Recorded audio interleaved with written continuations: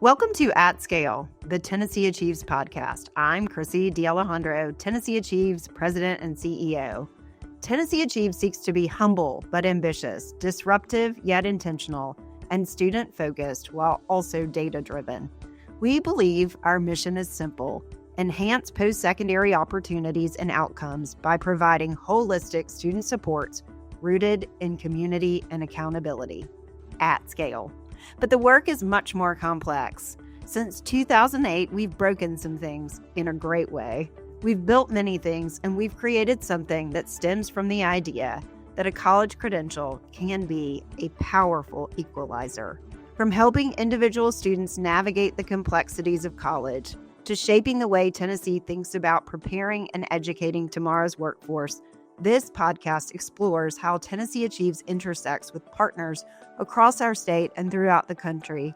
Let's dig in with state and national thought partners, business and industry leaders, college and K-12 representatives, and all the others in between that inform, inspire, and interconnect with Tennessee Achieves work.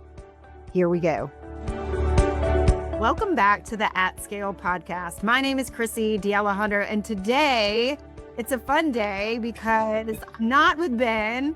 I'm actually hosting or co-hosting with Graham Thomas, who has been with Tennessee Achieves 15 years. And Graham, I have no idea what your title is. Chief something. Community and Government Relations Officer, I think, is title iteration number 15 or so. I was going to say, how many titles have you had in your tenure with Tennessee Achieves? It's a constant changing title. Started with like communications coordinator. That's the one I remember. That was the first one. Oh, yeah. That's what I should have introduced you as. Well, today's going to be super fun because we have a good friend of ours and of the program who we just learned won a natty. I wonder if the listeners know what a natty is. Just gave you street cred, Chrissy. So hip right now, you guys, with all the sports lingo. Ted Townsend joins us. He serves as the president and CEO of the Greater Memphis Chamber and just won a huge award. You know, as I was thinking about Ted, you may not know this, but I try to pride myself on having strange or unique introductions. And you know what I thought about this morning? I was thinking about this. One of the best dressed guys in the business. Who? You. Oh, me. Okay. Well, thank you. I always feel like you have great shoes. I've never seen you without great shoes. Oh, thank you. So, you know, national award and best dress. Like, okay, I'll take that. Could somebody want? I think I won best dressed in middle school in those achievements. Yeah, I think so. Yeah. What I have to go back in a year ago. Middle school to win that? Were you like hip or fancy? I would say it was probably preppy. Ugh. Preppy. Yeah. Khakis, polo, you know. Well, not much has changed. I think last time we saw you, you were wearing an ACCE shirt with jeans and a sports coat, and I thought I would never be able to pull that off. Yeah, that was yes, I was, and we try to keep it cool. I mean, you know, Memphis is suddenly a global tech hub, so we gotta dress like the tech pros. Well, and gals. Just Memphis is cool. It's got a cool vibe. It always has. Yeah. It has. You know, I don't know the answer to this. Did you grow up in Memphis? I did. I grew up in the Bartlett area. Went to Ellendale Elementary and then Bolton High School. Go Wildcats. And so I grew up in this area. I wasn't born here. I was born in Biloxi, Mississippi. My dad served in the United States Air Force, so I was born at Keesler Air Force Base. But both of my parents were born and raised in Memphis, and multi-generational on both sides, born and raised in Memphis, back 3, 4, maybe even 5 generations. So Memphis is home, and they actually thought that I had leukemia, so they said you got to get close to St. Jude. And my dad actually completely changed his career in the Air Force and went into recruiting because there was a recruiting office here in Memphis. So he changed his careers. They got home. It was a homecoming for them. And I turned out okay, knock on wood. So that's how I ended up in Memphis and growing up in the Memphis area. But Memphis has always been home. What a cool story. That's like that has to be a great full circle moment for you to It graduate. is. Fulton, for the people who don't know, large public high school. Mhm. What did you graduate with? 500, 600 students? It was 372.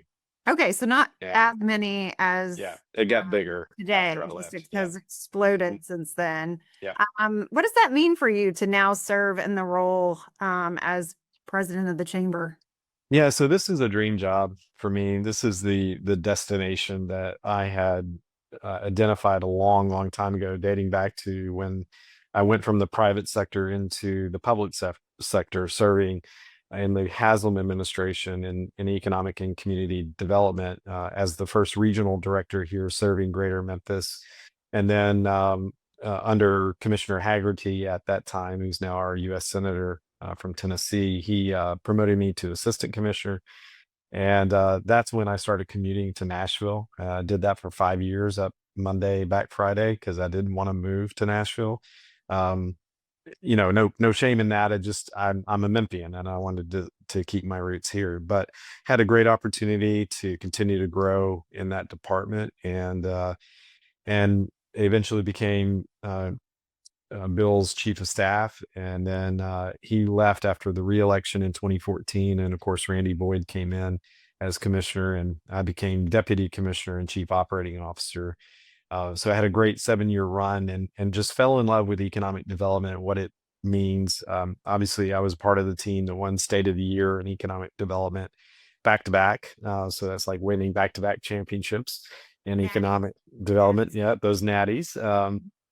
And one of the meetings I had as a deputy commissioner, I had a lot of them, but Phil Trineri, who was the president and CEO of the Greater Memphis Chamber at the time, That's a good we come, friend. I like yeah, Phil. Ah, yeah, what a he great was guy. great, God love him, yeah.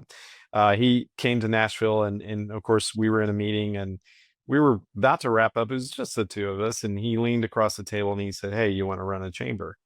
And I probably too exuberantly said yes, because I was thinking, what is my next chapter after the state work? And so obviously Phil was tragically killed, and that conversation died with him, and I just felt like, well, it's not my time, and I continued to work at the department, was acting commissioner between Randy's transition out to run for governor, and then when Bobby Rolfe was brought in to be commissioner.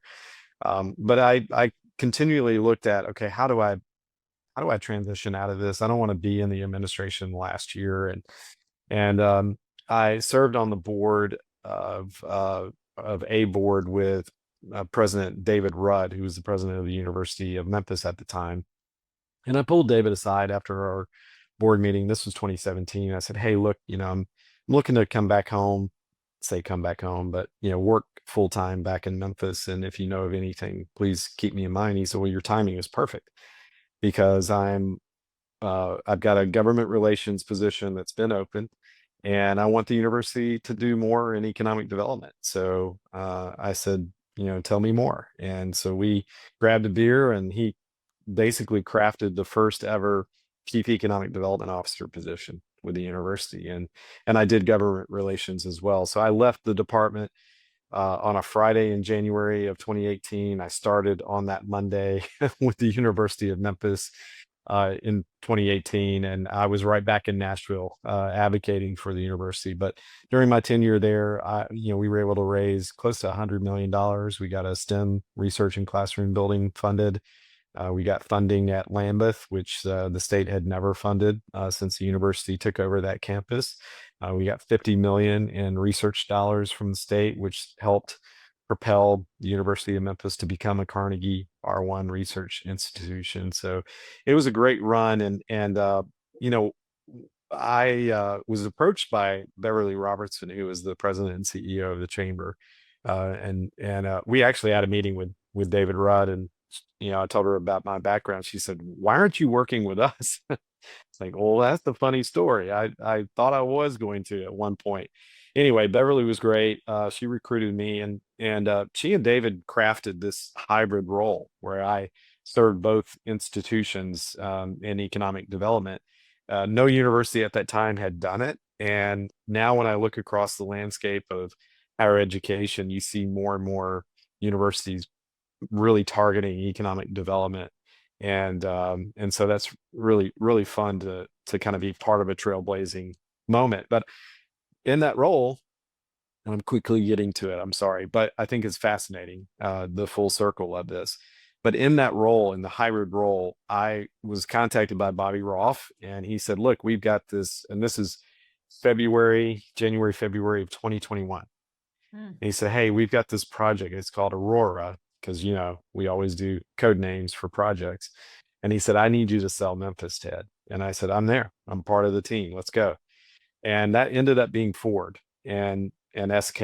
And it, from January, February of 2021 to when we announced this historic economic development win for our state in September of 21, it was the fastest project any of us had ever worked at that time. And it was a major win. And we knew that that was going to transform the West Tennessee economy. And I realized at that moment, Memphis was going to get really busy. So I made the decision to go full time with the chamber as its chief economic development officer. And a year later, had the fortune of, with Beverly leaving, being tapped as her successor, and the board of directors voted to make me president and CEO. And my first day was December of 2022. And we've been off to the races ever since.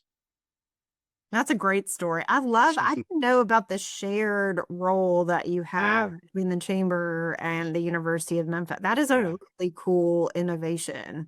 I thought it was too. And, at the U of M, I was responsible for building out the research park on campus. And so I was recruiting companies to locate the nexus of their operations on our campus.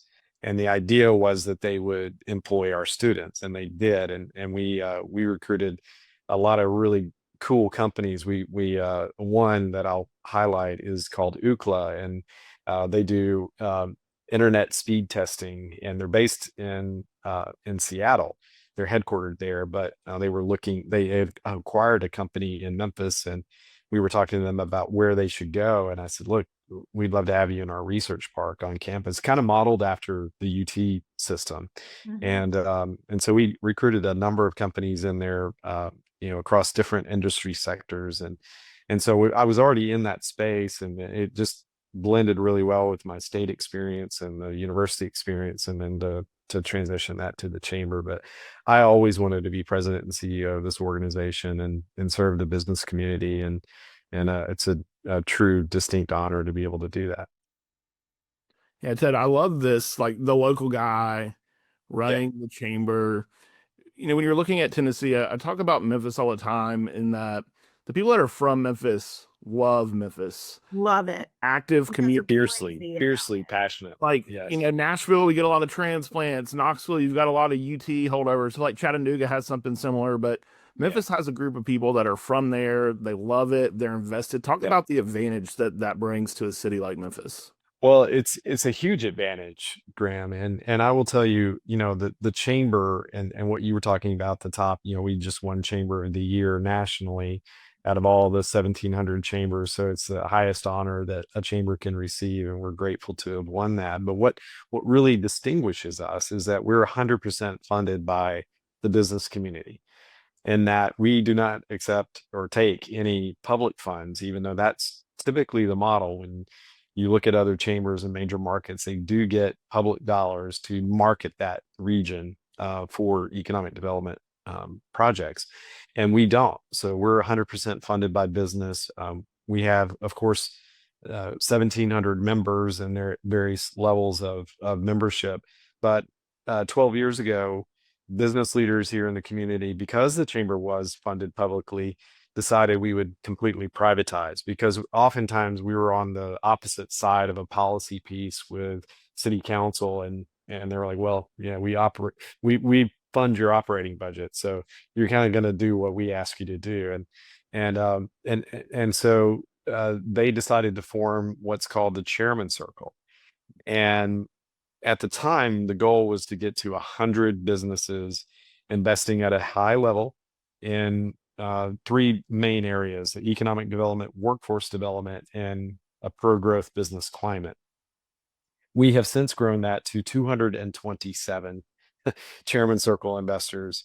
And so we've got the top business leaders in Memphis, in the region. And it's not just businesses. We've actually got some nonprofits that see the value of being in that room. But these folks are crafting and curating the strategies of how we grow our economy, and they are incredibly engaged and activated. I like to boast, I don't think it's hyperbole, but I like to boast that it's probably one of the most powerful business-led organizations in the country. And when you think about the wins that we have accumulated, both the traditional businesses coming in, business attraction investments, but also in this last year, we were in partnership with the Chairman Circle, we were able to secure the largest infrastructure grant from the federal government in the state of Tennessee's history, and received almost it was 400 million combined with 250 million from Tennessee and 250 million from Arkansas, but it's toward the replacement bridge for Interstate 55, and that will be a signature skyline redefining bridge on a critical piece of our logistics infrastructure. But that was only because we were business led, and Chairman Circle investors went with us to DC and lobbied. They went with us to Nashville and lobbied for the Transportation Modernization Act, and all of it came together. So that being said, that is really enabled us to have that freedom to operate, but to see impact in our community, because whether it's education, workforce development, public safety, healthcare, the Chairman Circle and the business community here is deeply invested in a greater Memphis, right? And it's in our name, a Greater Memphis Chamber. And it doesn't just speak to geography or the place that we live, but it's an aspiration. It is a destination to reach, always be striving for greater. And that is what Memphians bring to the table. We fiercely defend it, but we are as equally invested in working together collaboratively to really unlock everything that we know Memphis is and prove it to the world. Not necessarily with a chip on our shoulder, but sometimes that chip is there. Yeah, but it has to be. The chip serves you well. I mean, I was going to talk about that because I don't know that Memphis always has the greatest rap, if you will, right? And so how are you combating that, especially as you're trying to recruit business and industry there? Obviously, there's got to be a workforce component to this. So, what's that messaging? Talk to us about all those things. We do it straight out with data, Chrissy, and I know that's what drives Tennessee Achieves as well. And really any business organization, you're making strategies and initiatives based on informed data and what that tells you. So Memphis, back in 2018, was one of 3 cities selected by Brookings Institution to go through an economic inclusivity indicators lab, along with Orlando and Indianapolis. And out of that exercise, we ended up with about 30 economic indicators that showed the strength or the lack thereof of our economy. We took that basis of indicators and we selected 9 other cities that we see as peers, very similar in demographics, population size, industry mix, kind of on the central spine of the US. So, anywhere from Milwaukee to New Orleans, right? And Nashville is one of those peer cities. And as we measured ourselves against those, Memphis didn't fare very well. We were kind of in the bottom quartile in most data points. There was one in which we were number 1. And that was the percentage of IT positions held by African Americans. Right. That was the so well stated. And that's not too surprising because Memphis is the largest city in the United States with the highest African American population. It used to be Detroit, now it's us. And so I beg the question, what does that look like nationally? Not just with these peer cities, but out of the entire United States, because you kind of think, well, Atlanta's probably going to beat us on that. And we looked at the top 53 metro markets with a population of 1 million or more. And when we did, Memphis was still number one. So meaning 25% of every IT position in this region is held by an African American, and that by far was greater than any other city. Atlanta was second, but they're second. And they've been touting that as one of their attributes for a long time. As being second, they like being runner up. No, they were touting they were the top. But I mean, yeah. Oh. But you don't know these things. You can't manage what you don't measure. And Sure. now we're measuring it. And we're still to this day, this was a few years ago, we're still to this day, we're number one. At the same time, you had the McKinsey report come out and the Wall Street Journal article that said, look, if you're a tech CEO and you want to diversify your workforce, you got to go to where that talent is. And predominantly, it's located in the Southeast US. And here we are raising our hand saying, well, we're number one in that Southeast US. Okay. We're number one nationally. So I took that data point and we launched a whole marketing campaign to tech companies. I went to Redmond, Washington and met with the Microsoft executives. And I went through the whole presentation and they said, Ted, we love this.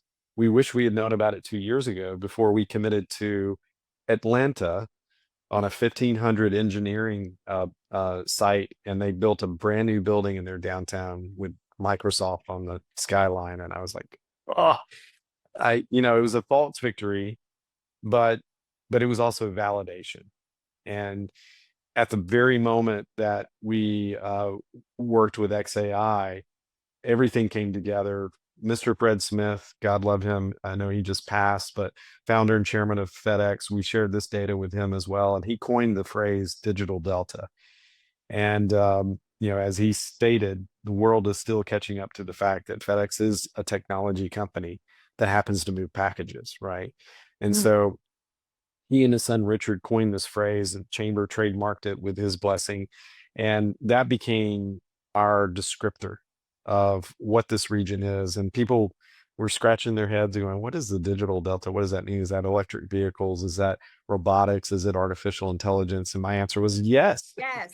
It's all of those things. Yeah. Tech is ubiquitous with any industry sector, but yes, it's those things. And we're going to go after it. So, fast forward and in last year, 2024, we began that journey with XAI in March. We closed that deal in a week.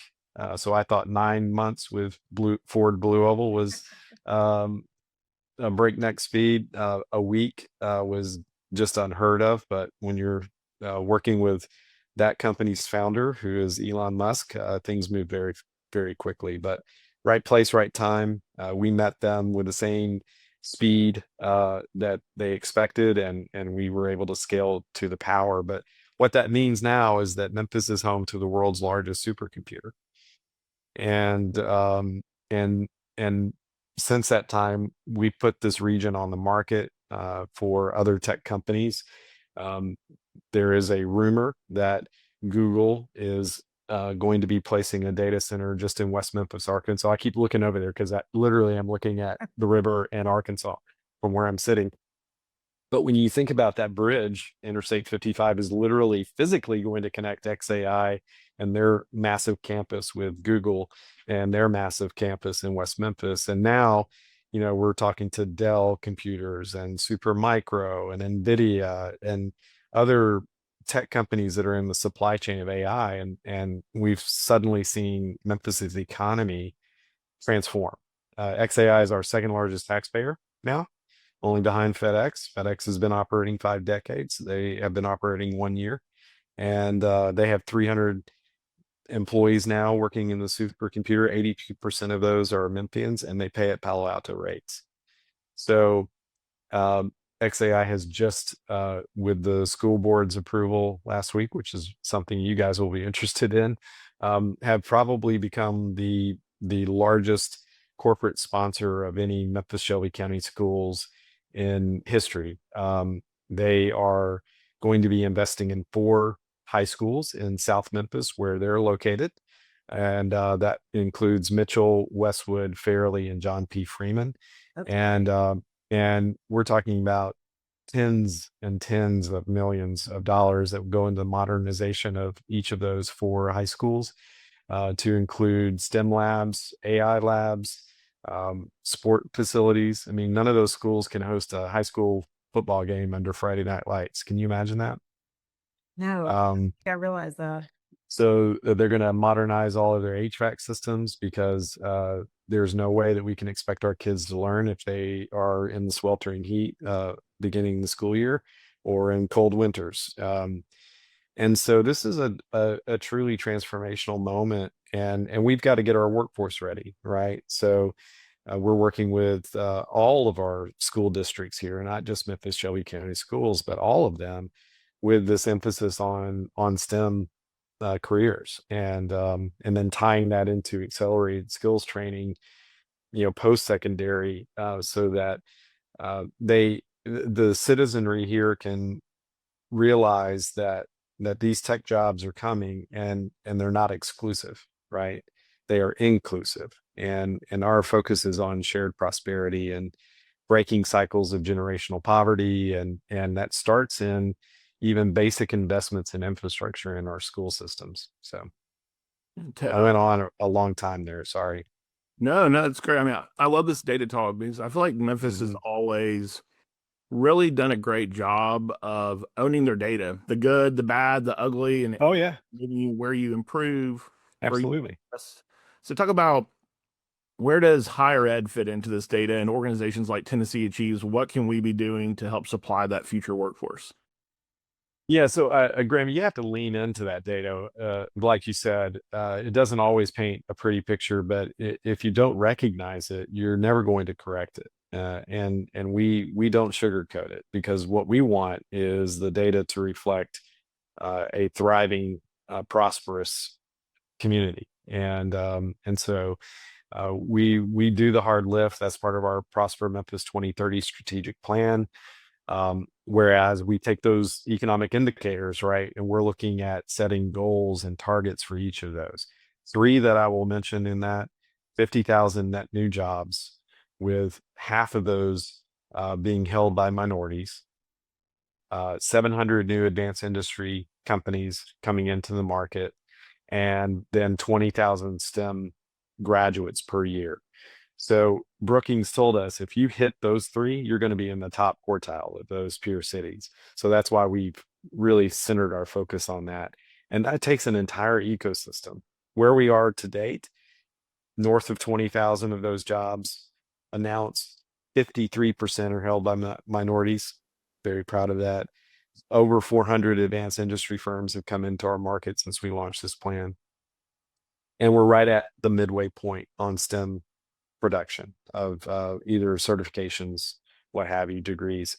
And so it takes a lot of intentionality in that workforce space to steer it towards STEM. We've been talking about it a long time, but now that the demand is here, that adds a lot of really great pressure. Much more tactile, right? I mean, Very much more like, tactile. you should go into a STEM field. It's like, Yes. these are the jobs that are waiting on you. Yes. Totally different conversation. It's Totally different conversation. So we now have the leverage that I think we weren't necessarily lacking. It just wasn't as crystallized as now we can say, Memphis is part of the lexicon of great global tech hubs, and here are the reasons why. And the jobs are here, and they don't necessarily all require a 4-year degree.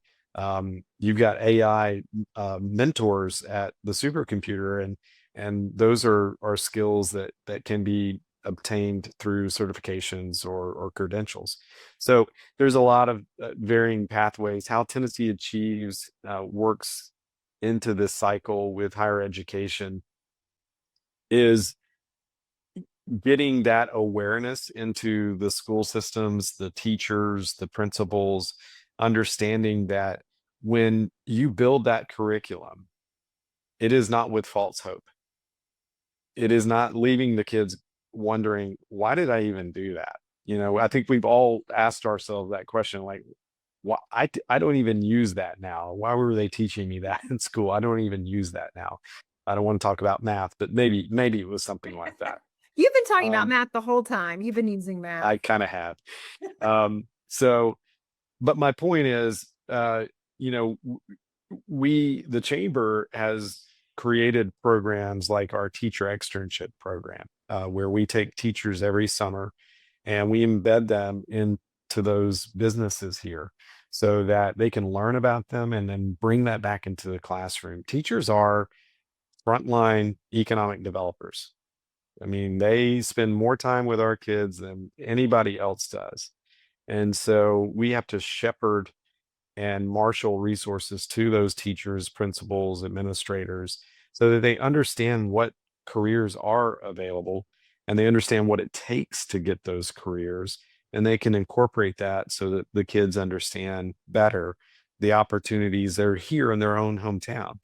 Not that they can't go to college and pursue their academic career and land somewhere, but we want them to know, hey, you have the option of landing back home here and you can make incredible wages and support your family and remain a Memphian. But that takes a lot of education of the practitioners, and engagement, and then certainly the student piece as well.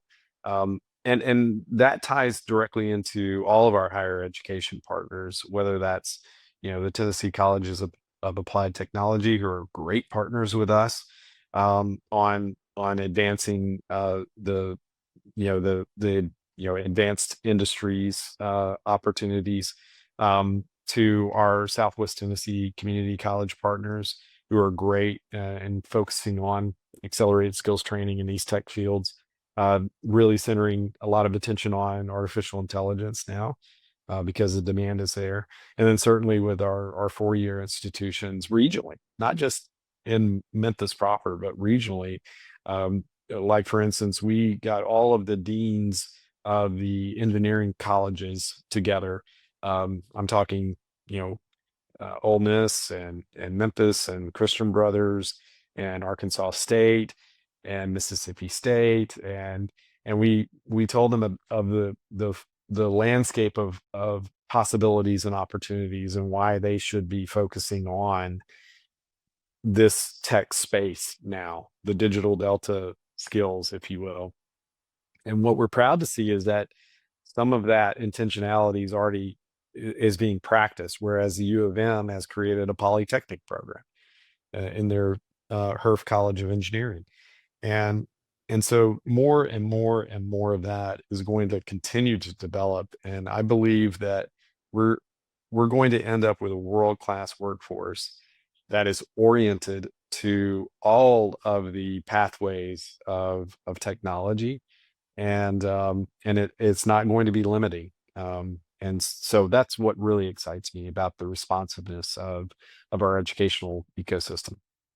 Well, and you spoke about this, but I really do think these kinds of careers are transformational, and that breaking that cycle of generational poverty. But it all starts with, I mean, you talked about the teachers, but like we're thinking now about exposure. Like my wheels are turning. We do these job shadow opportunities for our students, and I think it's so eye-opening. And we talked to Chancellor Tidings on the podcast, and we were talking about, she was telling a story about a parent walking in to the first time, you were probably part of this, Ted, when you were with the state, but into the Volkswagen facility in Chattanooga, and how that just sort of changed the perspective of the parent about what it means to be in advanced manufacturing. And I think that you are building a strong foundation for students to just literally springboard, not into jobs, but into careers, which I think is really impressive. Yeah.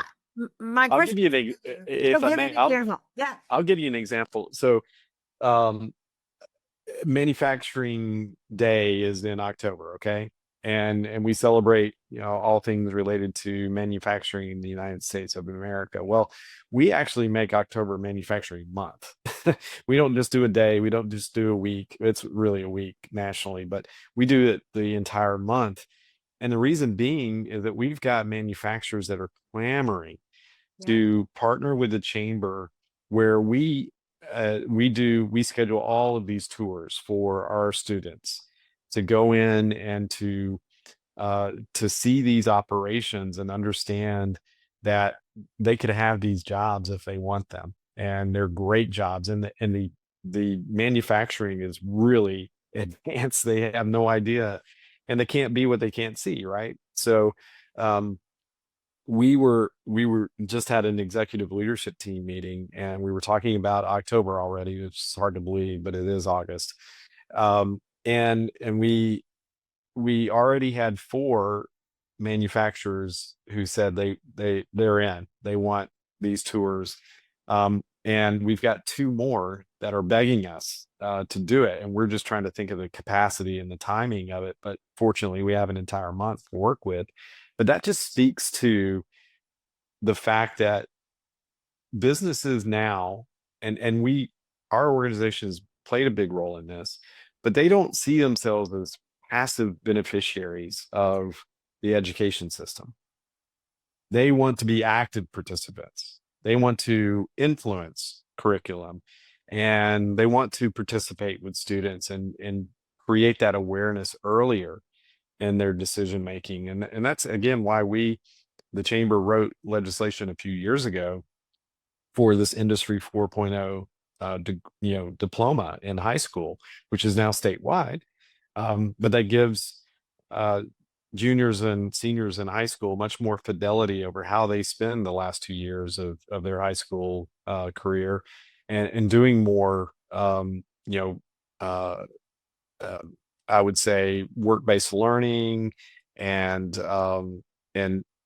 focusing on these technical skills and obtaining those earlier in their high school career. So, and they can declare going into their junior year for an Industry 4.0 diploma. So dual enrollment and work-based learning can be put to practice here, and that gives them a lot of options. And we're not steering kids away from any one pathway. We're just showing them that it is all inclusive. They can craft whatever they want and have a lot of options to pursue. So to me, that's how we win this race, because it really is a race for talent. And the economic development industry, if you will, has kind of shifted. These companies are going to where the talent is and the power.